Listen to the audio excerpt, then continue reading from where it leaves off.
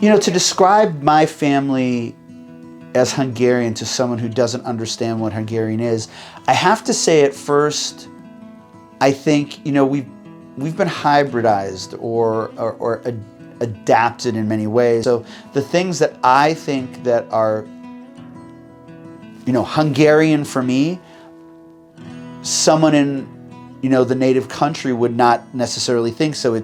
It's been years and years and years.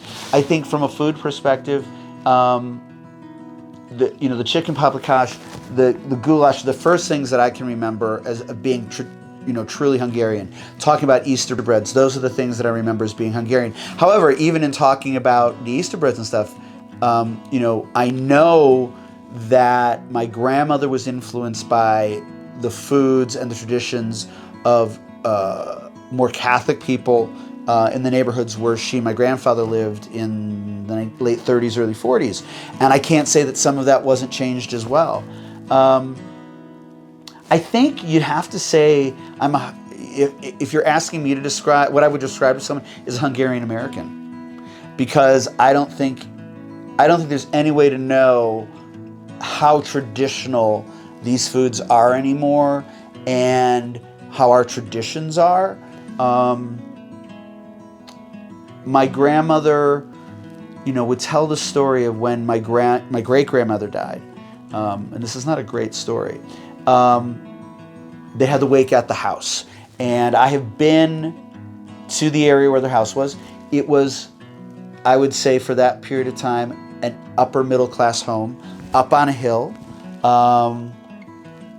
My great-grandfather at that point had some resources, and my grandmother talks about women taking jewelry off her mother's hands in her coffin as she was, there for the viewing. And my grandmother remembers that.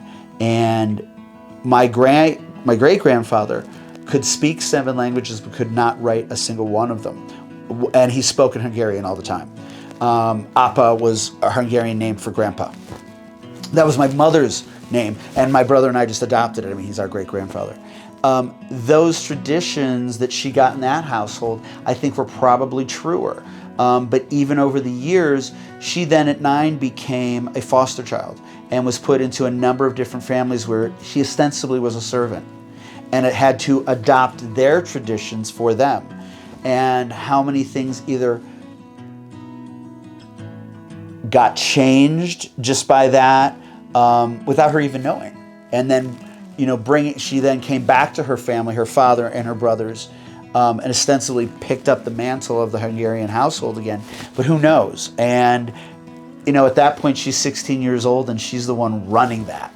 And a 16-year-old, I don't know how much tradition she's really thinking about. But it's what we got, and it's what we talked about as kids. And she seemed to feel it was pretty authentic, but, who knows?